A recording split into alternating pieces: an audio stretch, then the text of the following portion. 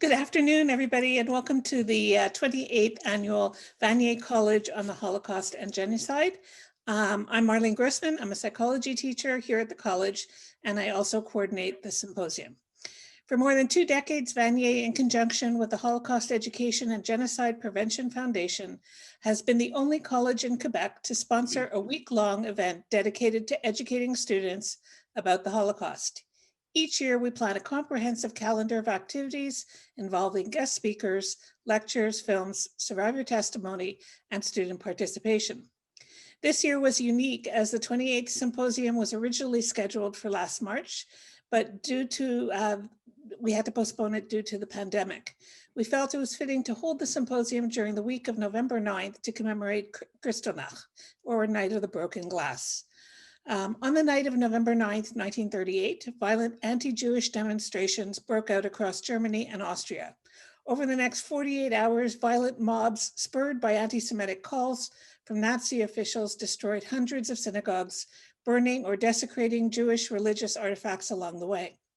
Police officers and firefighters did nothing to prevent the destruction, and approximately 7,500 Jewish owner businesses, homes and schools were destroyed, and 91 Jews were murdered.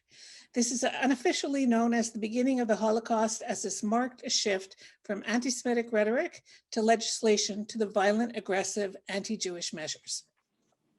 Our second speaker of the day is Eva Cooper. Eva Cooper was born at the start of World War II in Warsaw, Poland. She survived the war by a series of miraculous events involving luck, coincidence, but mainly as a result of the courage and humanity of several individuals, both family and virtual strangers. She immigrated to Canada with her family in 1949, where she grew up in Montreal, with the Holocaust history always there in the background. Eva spent her professional life in the field of education and educational administration, having taught students aged 3 to Concordia University and having administered several educational centers and schools. As a retiree since 2005, Eva has served on the board of several organizations, among them Auberge Shalom pour Femmes, for 13 years, and currently for the past 7 years as a member of the board of directors of the Montreal Holocaust Museum, where she offers her story a testimony into hundreds of groups and students and adults. We welcome Eva. Eva, the floor is all yours. Thank you. Good afternoon. As you heard, my name is Eva Cooper, and I have been invited today to tell you a short version of my incredible story, a miraculous story, of survival during World War II. We begin at one of the most ominous times and places in modern history, Warsaw, Poland, 1939. I have often wondered why my parents, Abram, who was a chemical engineer, and Fela Kupferblum, a teacher, both educated and worldly, would choose to bring a child into the world knowing what they must have known. Were they simply being human in their optimism and natural desire to live a normal, fulfilled life? Since 1933, when Hitler came to power in Germany, the winds of war had been blowing in Europe.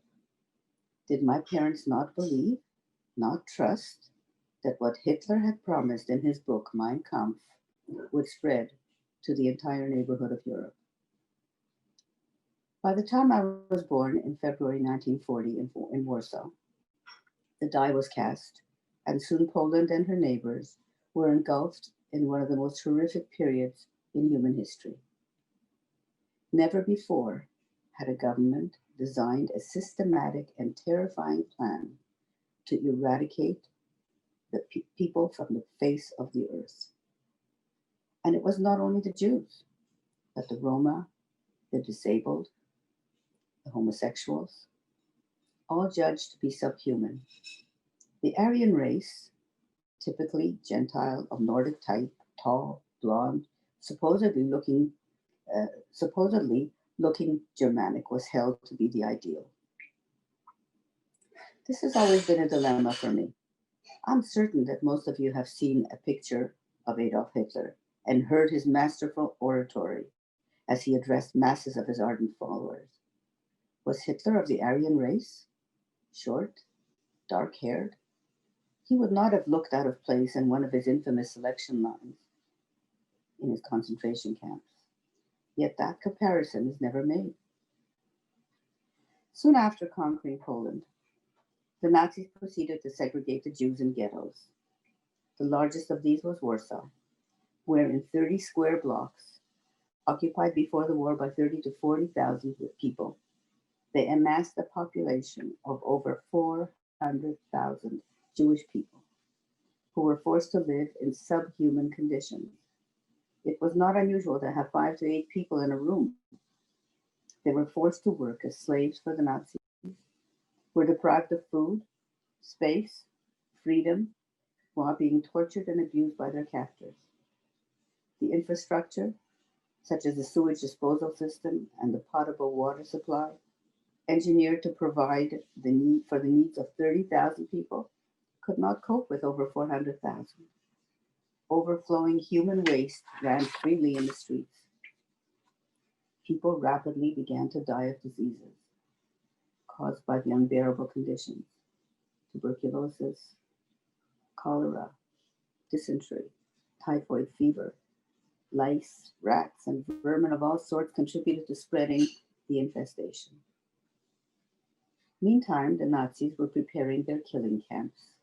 The closest to Warsaw of these was Treblinka, the infamous camp, which was designed specifically for the efficient mass murder of people. Even the Nazis, well known for their meticulous bookkeeping, did not list the names of the victims. There were simply too many.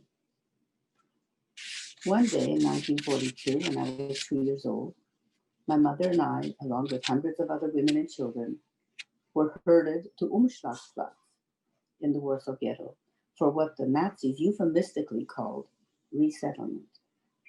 This was the place where the train tracks ran along the borders of the ghetto. A cousin of my mother's, Regina Bankier, who was forced to work as a guard in the prison, rushed to the loading platform upon hearing that we had been rounded up. She arrived there just in time to see my mother, carrying me, being forced into one of the waiting cattle cars. She ran to the cattle car screaming that I was her child and that my mother was only minding me. For some unfathomable reason, my mother was permitted to pass me hand to hand, until I was literally thrown off that train into Regina's arms. The doors of the cattle car slammed shut, and eventually the train pulled away.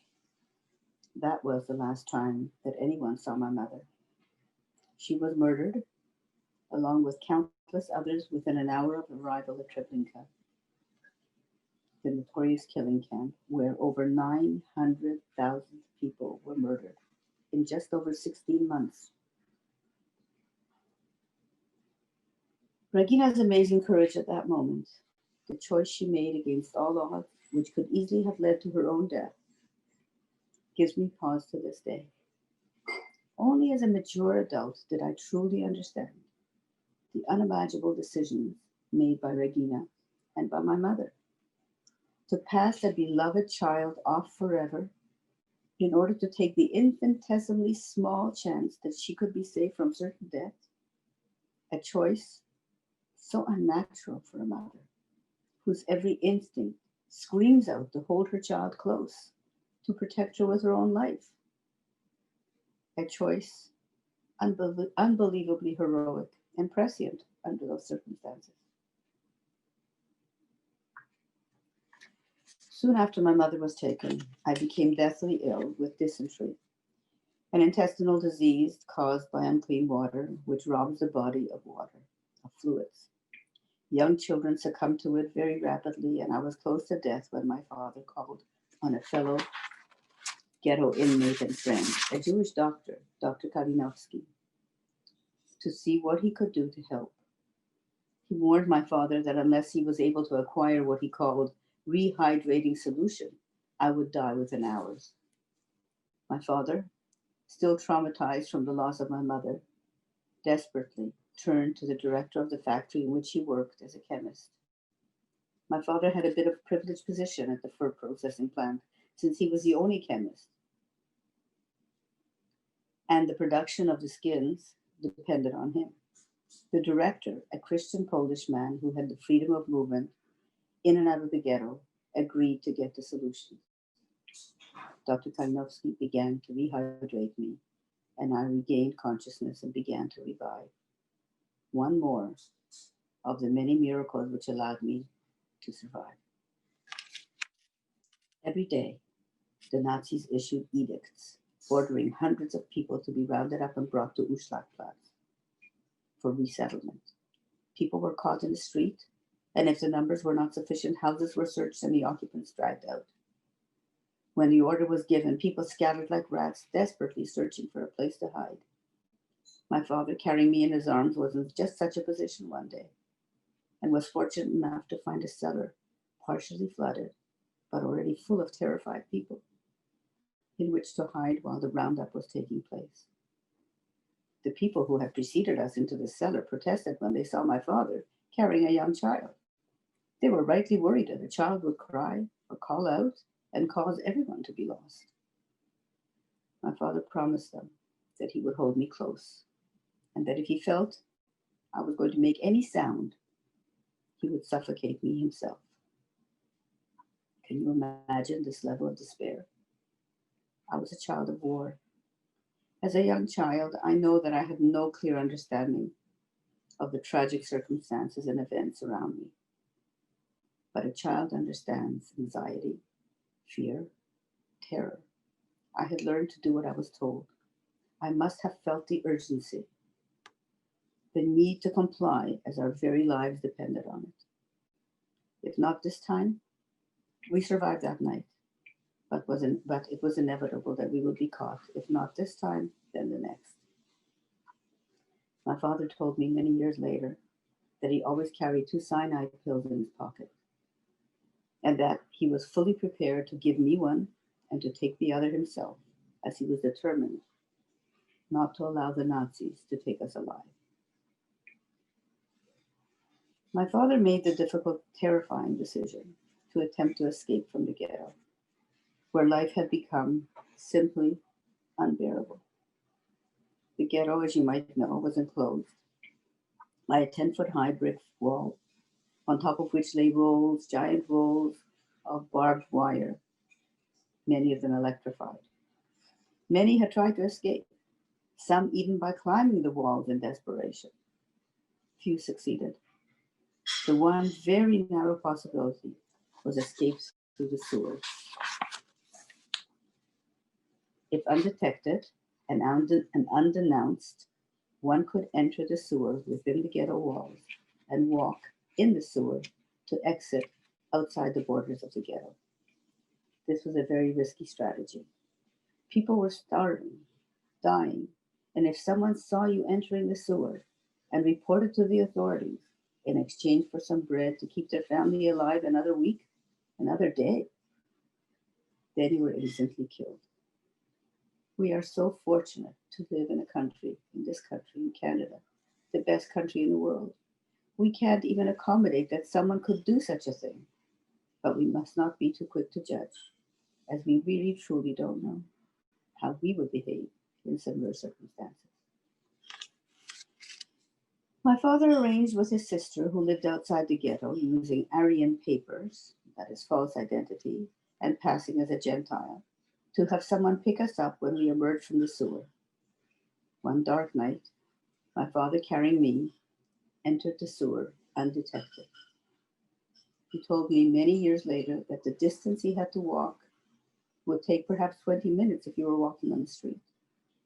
Inside the sewer, however, filled with, I described before, with human excrement reaching above the waist, the journey took over 2 hours. You could imagine how we looked, how we smelled, and how we felt when we exited. We waited for the man who was to pick us up anxiously. When he finally arrived, he took us to the home of my father's friends from before the war, the Rondios. They were horrified when they saw us, but invited us in. bathed us and fed us and assured us that we could stay with them for as long as needed. Of course, this was not possible. It was absolutely forbidden by Nazi law to assist a Jewish person in any way. We were truly endangering the lives of the Rondios by being in their home. My father was determined that once he was out of the ghetto, he would devote all his resources to ensuring the safety of family members who he knew were in hiding. This was always a hazardous situation, as raids took place in different sectors. Neighbors denounced anyone they suspected of hiding Jews.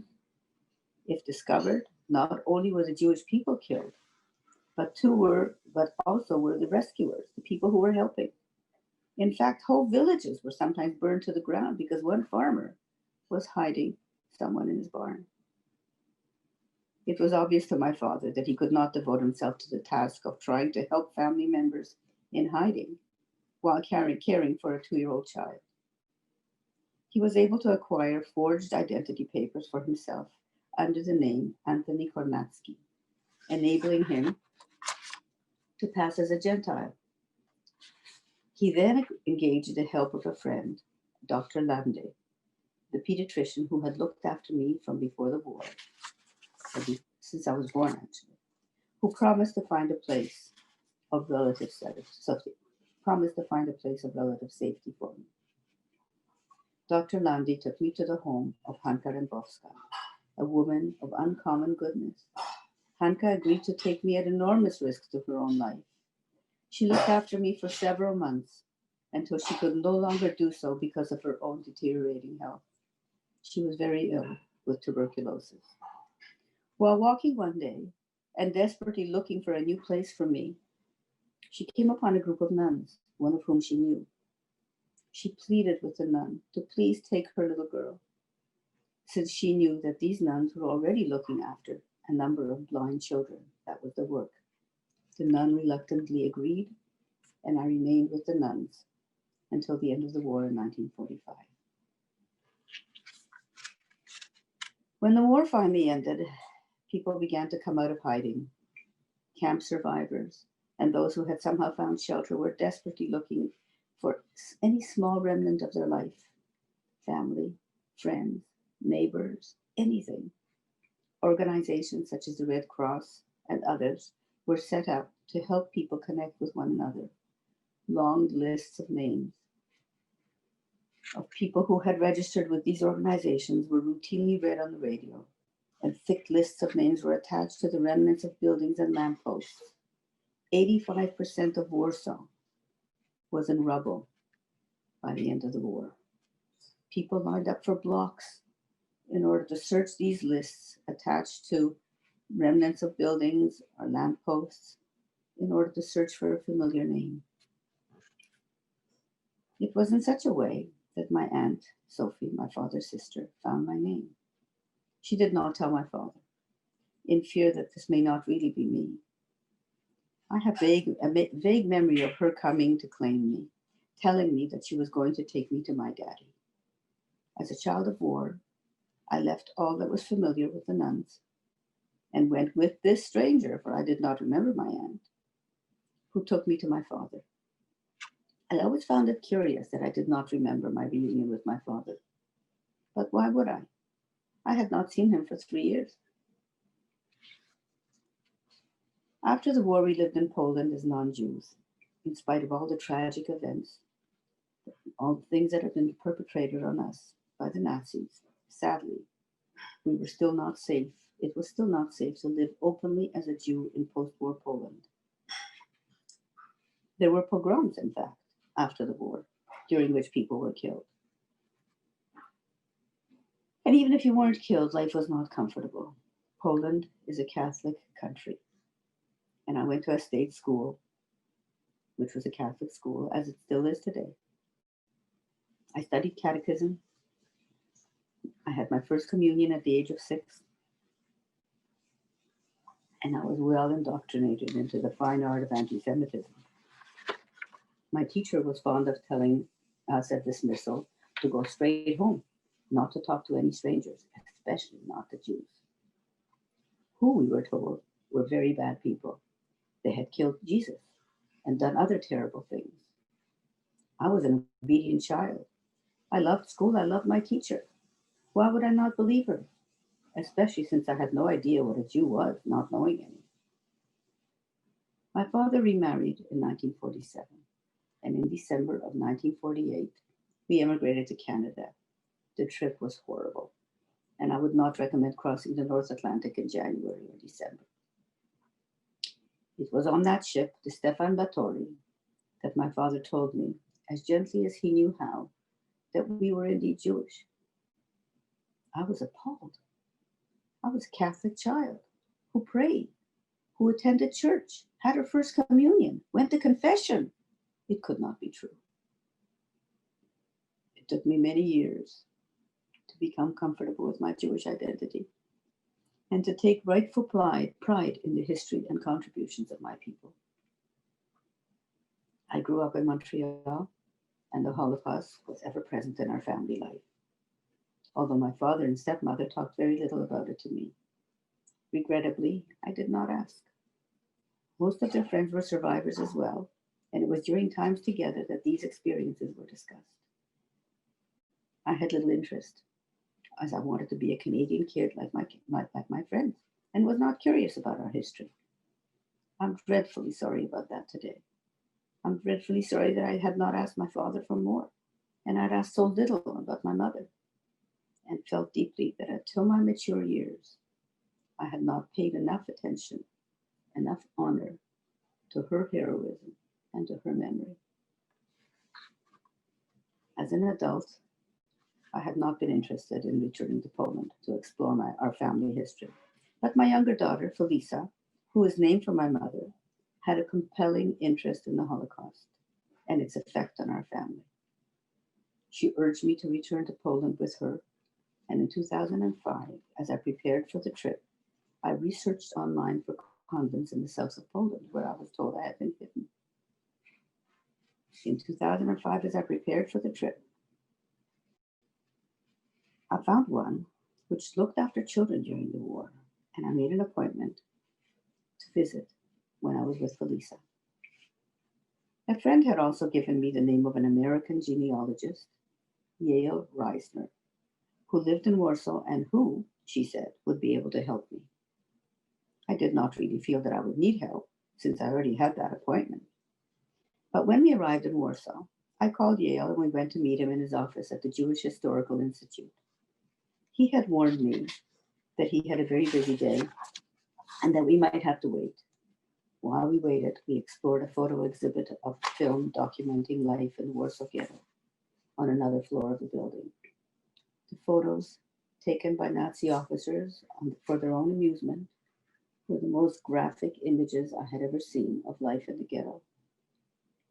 It was a horror.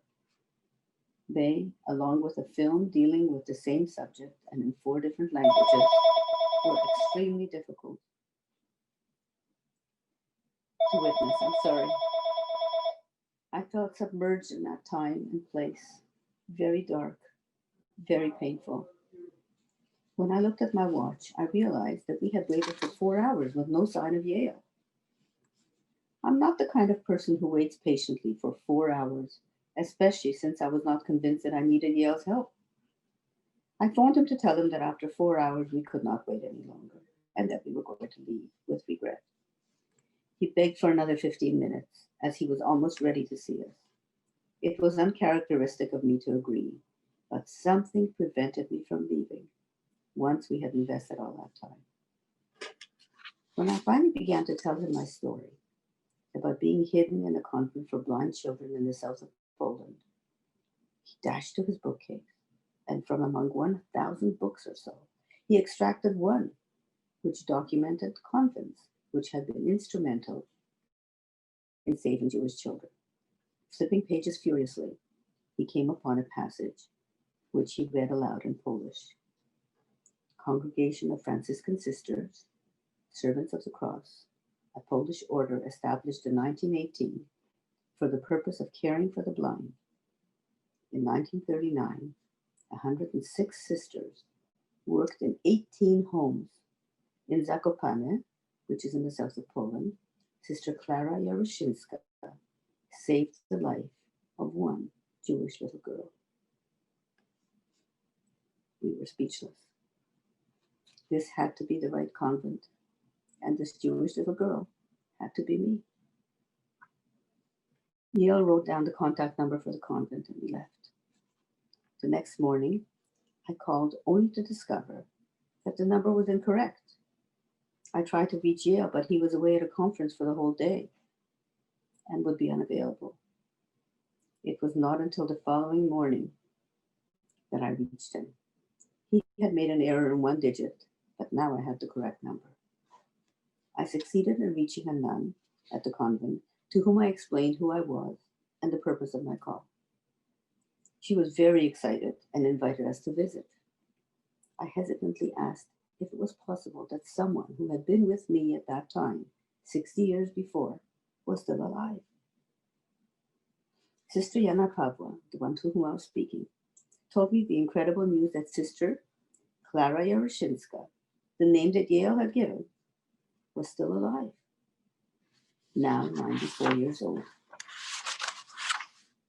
She assured me that Sister Clara, who was herself blind for the last 5 years, was otherwise intact with an excellent memory and a great sense of humor. We were beyond excited.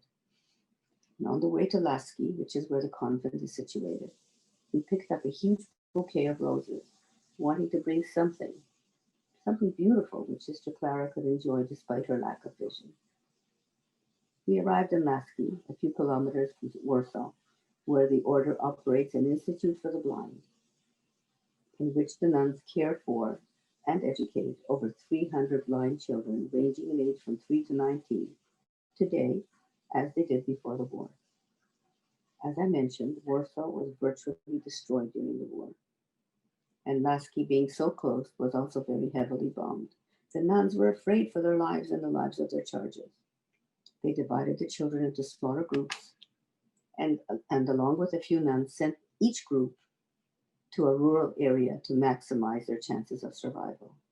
That is how I landed up in the south of Poland, in a village called Gowina.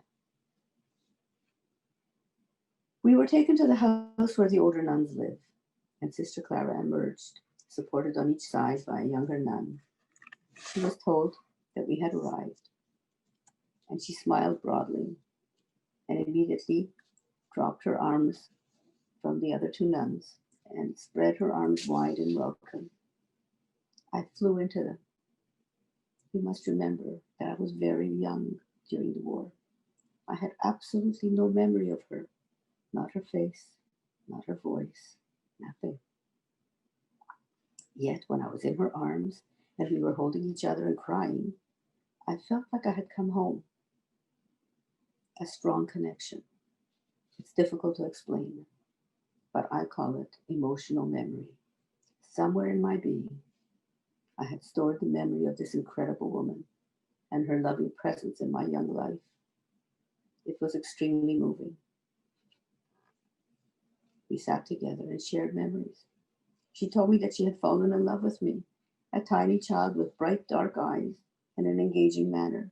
When she met Hanka Rembowska, who begged her to take me, I apparently ran to her and put my arms around her knees, it's probably as high as I could reach, and looking up at her face said, "Please pick me up."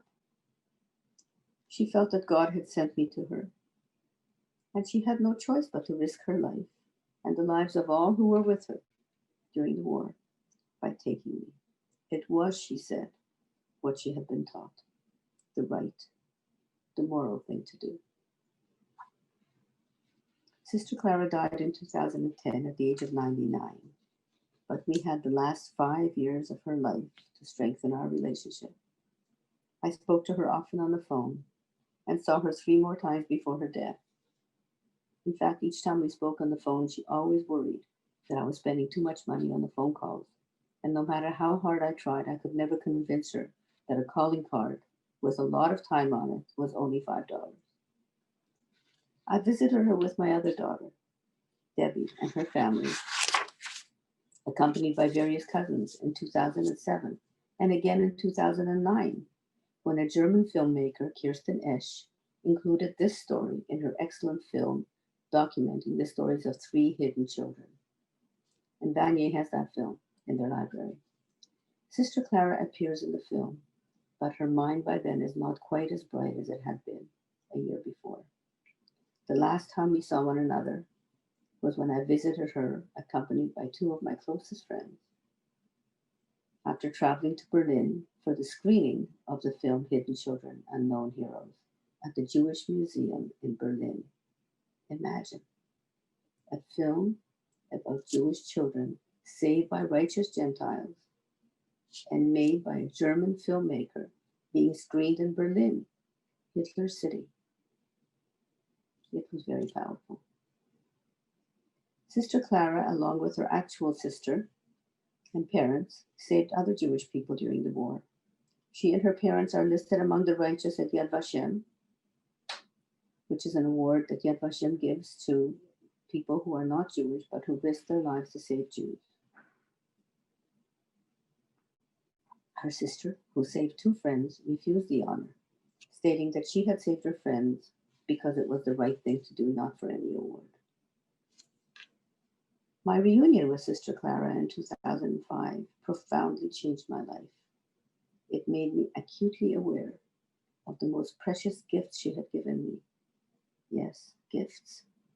Not only the gift of life, which is very substantial, as you can imagine, as if that were not enough, but also the gift of love. She made it possible for me to become the person that I am today, a person who loves her family, her friends, her community, and who finds pleasure and sustenance through contact with others and through giving back to society. After a lifetime of work in the field of education and educational administration, I retired in 2005 and have devoted myself to volunteer work, all of it important, but my major mission has been Holocaust education. Once again, the ugly specter of anti-Semitism is on the rise. Regardless of our vows of never again, continuing violence, genocide and ethnic cleansing, hordes of refugees desperately seeking safety, war, intolerance, racism threaten our world. I share my story, as I'm doing with you today, believing that it will enable my audiences to remember, to understand our history with the hope, however slim, that we can create a world in which all that we have in common as human beings will be more important and binding than the differences which tear us apart. Thank you. I have some photos that I'd like to show you that Marlene will help me share with you. And I'll talk about the photos a tiny bit after each one. And then we can have questions and answers if you have any questions. So this is the Franciscan Sisters Services Across the Institute for the Blind. This is the house that my parents both grew up in. It's interesting because they were very, very distantly related, and my mother's family lived where you see the flowers on the balcony in the right-hand corner. My father's family lived in the back of the building. Go ahead, Marlene.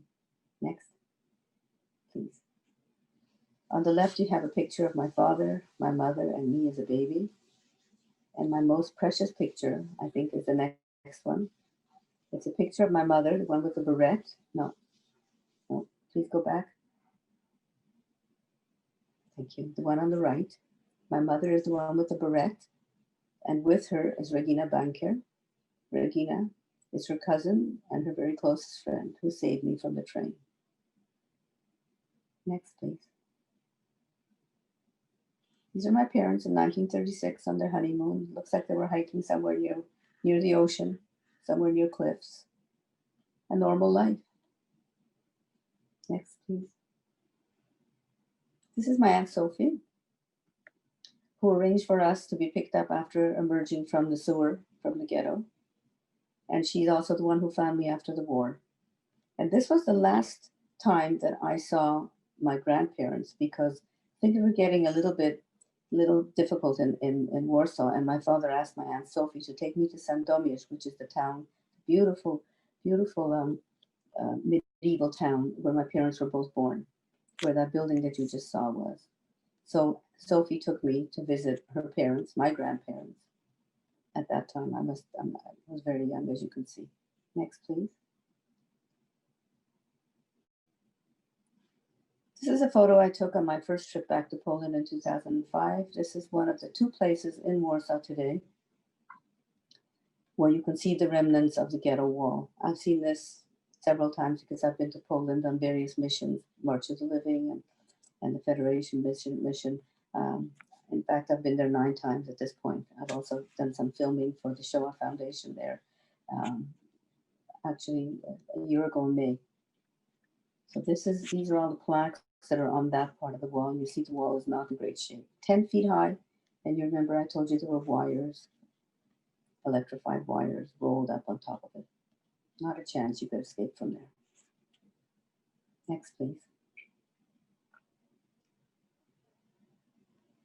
This is Umstadtplatz. When I travel with groups, this is usually where I tell my story. It's the most poignant, the most moving part of my story, I think. It looks like this today. You'll see there are other pictures which you can see that are archival pictures. You can probably Google them, of what this looked like during the war. This was the place where the trains came up to the side of the ghetto, to the border of the ghetto. And this is where the loading took place of the hundreds and hundreds and hundreds of thousands of people that were taken from here to Treblinka. Today, it's a beautiful monument. It's marble, and the wall on the right is covered with names of people. Names of people, but only the given names, not the surnames. The family names are not there, because for every Marlene, for every Eva, for every Henry, for every Abram, for every name, there could be hundreds of people. There just would not be enough wall to list them all. Next, please. This is Treblinka, or the remnants of. The Nazis really destroyed everything when they were retreating in panic. And all that's left today is a monument. And it's a very moving monument. And I've been to many of the camps. I've been to 4 other camps. And this one I always find most moving, perhaps because this is where my mother was murdered, but also perhaps because there's nothing there, except you see this huge monument with, on the top of it, you see shapes which are kind of vaguely humanoid shapes. Behind it, and you can't see that, is a large area where the furnaces were, where people were really burnt to the ground, burnt to death. And it all around this monument, you see these stones. They're like rough-hewn stones, and on many of them, the majority of them have names of places on them. There's only one name of a person in this whole group of hundreds of stones, and that's the name of Korczak.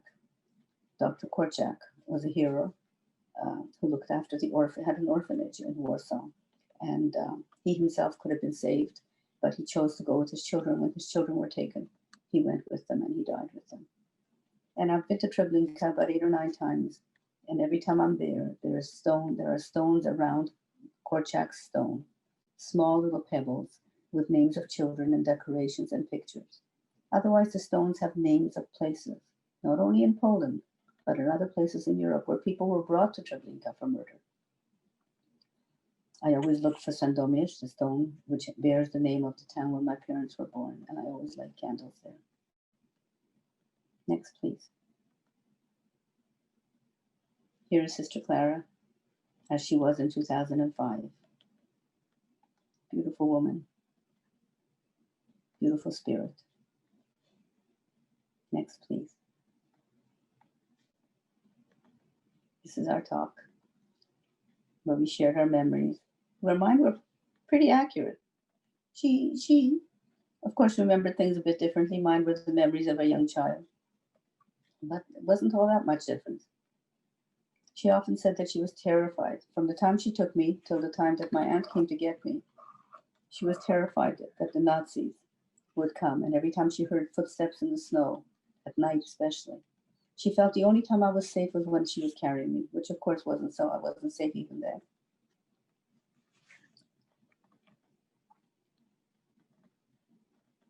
Very moving moment.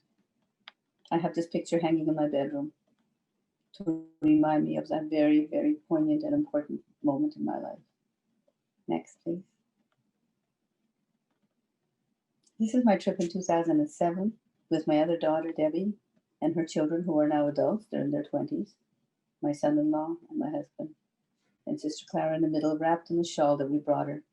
As a nun, she could not accept any personal gifts, except little things like that. But wanting very badly to show her my gratitude and my love, we found a project where, with my help, they were able to help a child who was in their care, who was blind and deaf, and his name was Grzegorz.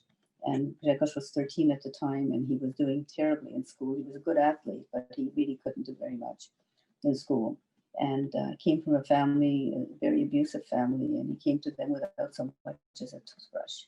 And with my help, they were able to furnish him with proper hearing aids, with an adapted computer, with winter clothing. And today he's living an independent life as a masseur. Next, please. This is the rest of my family that came with my daughter. Whoop, whoop, whoop, down, please, one down. Thank you. This is the rest of my family that came. Whoop, keeps going up, doesn't it? This is the rest of my family that came with us in 2007. And it included my cousin, the man with the gray hair in the back. That's my cousin Joe. He's the son of my father's brother, and he lives here in Montreal. He's an orthopedic surgeon, and he and I are like siblings to each other.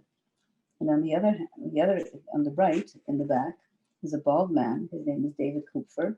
He is the son of my birth mother's brother, who survived the war. He was a hematologist, and he survived as a salt miner in Siberia during the war. And David is there with his wife, and my cousin Joe is there with his wife and his daughter. It was very moving. When I asked Sister Clara on the phone, I said to her, I'm coming, and I'm coming with 11 people. Is that going to be too much for you? She said, no. She said, do they all love you? I said, yes. She said, then I will love them. She had a wonderful sense of humor. Next, please. And I think this is the last one now, Marlene. Saying goodbye to Sister Clara in 2007. Thank you. I'll be happy to answer any questions, or to try to answer any questions. So I wanted to thank you, Eva, for that beautiful, moving presentation. I do have one question up on the board from Lisa. I'll just read it to you. First of all, thank you for telling us your story.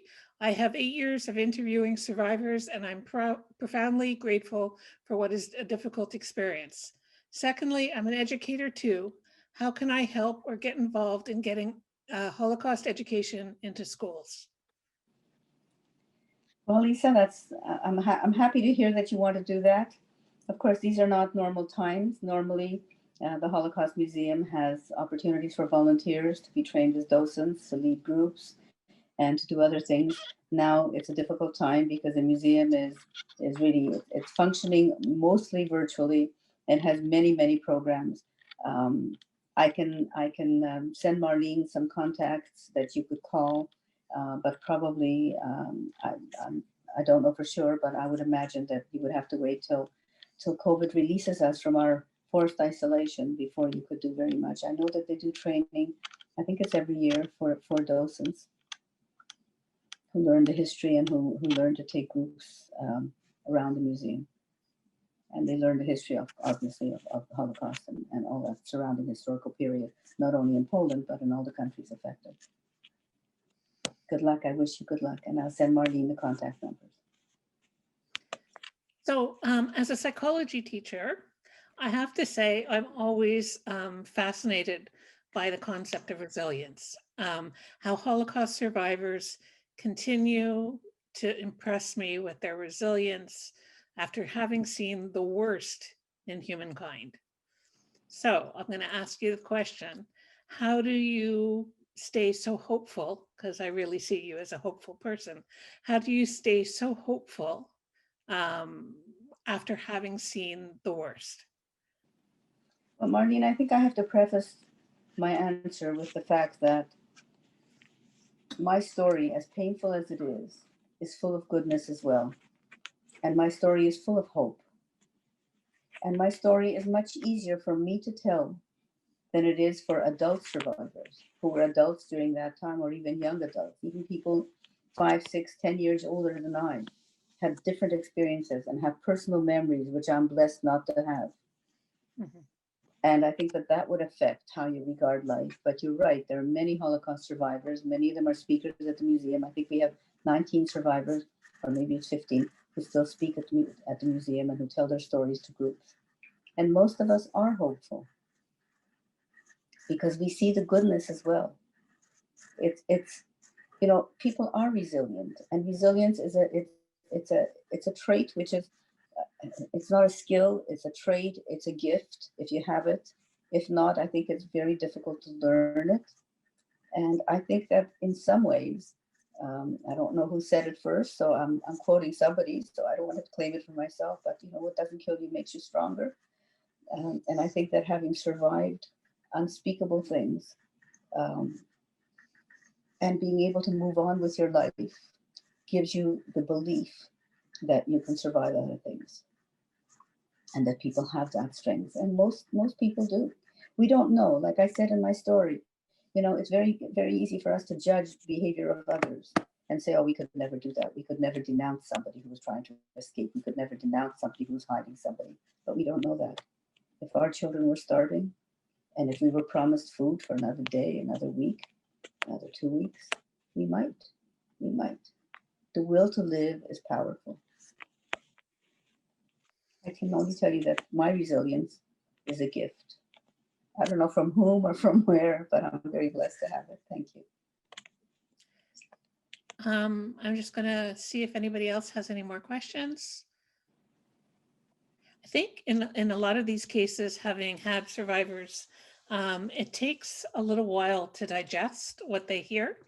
And I'm going to think it's probably, I see some of my students from my classes are here now.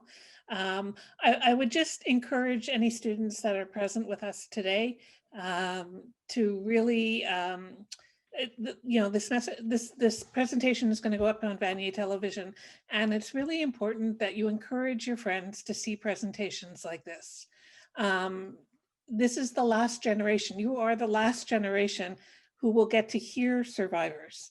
It's important that you hear their stories. It's important that you know that this was something that happened and these were the victims. So I encourage you all to share this video when it does come out, and to maybe even rewatch it yourselves because it's important. I also, my hope in telling the story is to do exactly what you're saying, is to promote the memory of this as a factual event in history. There is no doubt that it happened. General Eisenhower, who was the head of the liberating forces that liberated much of Europe, forced the populations around the camps in Germany, in Poland, and other places. And I met somebody who lived close to Majdanek, another camp, and she remembers as a 3-year-old child being taken with her mother and with other people from her town through Majdanek, through the camp, to see, to witness, and to remember. Because he knew, General Eisenhower knew at that time, that a time would come when there would be deniers, people who said it didn't happen. It's a manufactured story.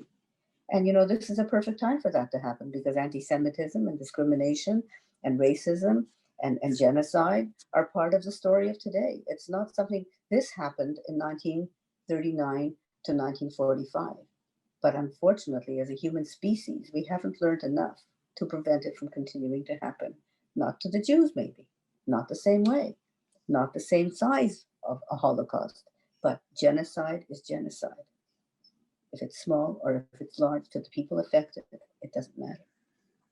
I also hope when I speak to students to talk a little bit about personal responsibility, because each of us, as I said, we're lucky to live in Canada, a peaceful country where we are free to be ourselves. But each of us in our own lives see injustice. We may see it in our family. We may see it in school. We may see it in the schoolyard. We may see it on the metro. We may see it in the street. We see it. And when we see it, we have a responsibility not to risk our lives, but also not to be bystanders, not to help. We need to help. We need to get help. We need to tell somebody. We need to hold people to account who are perpetrators of hate. And I think that that's a message that is very, very strong in what I try to impart when I speak to students. It certainly is. That message of hate through social media in particular spreads fast and wide. I agree. There seems to be a question. So with all the racism and discrimination, do you think that somebody like that will happen something like that will happen in the future? Let's say in 100 years from now. Well, I don't have a crystal ball, which is probably a good thing. And I have no idea what can happen. I mean, given how the world has changed from the time of the war to now, I can't imagine the changes that will take place, both positive and maybe negative, in the intervening time. Is it possible for this to happen? It's possible for it to happen in some format, in some way, anywhere in the world, even here. It doesn't take much. The conditions that led to the rise of Hitler were conditions that remained after World War I, when Germany lost the war and when the country was in desperate straits. Unemployment, lack of resources, ruined cities, the economy in shatters. It's at that time that people will turn to a demagogue. We don't have to look far to find a demagogue today, and follow him and listen to him, regardless of how unfounded, what kind of lies, what kinds of untruths, what kind of imaginary boogeymen they call up. And this is what happens when you have those conditions, and those conditions can happen anywhere. Very true. Marlene, if people have questions afterwards, because sometimes, as you say, it takes time for this to sink in. And Yes. If you have questions afterwards, please write to Marlene. She will send them to me, and I promise I will answer each one. Thank you so much for your offer. Thank you for your wonderful presentation, as always. And we welcome you back anytime. And there will, for those of you who are watching, the Symposium on the Holocaust and Genocide will continue throughout the week. If you want any more details, I'm going to put in my email address, and you can email me, and I will send you the links that you might be interested in. Oops. Okay. And if not, by the way, you can meet my husband. He's standing here behind me. Hi, nice to meet you. And so my email address is there if anybody's interested to see any of the other presentations. And if not, thank you again. And I hope to see you next year at next year's symposium. Have a good day. My pleasure, Marlene. Stay well, everybody. Stay well and stay safe. Bye-bye.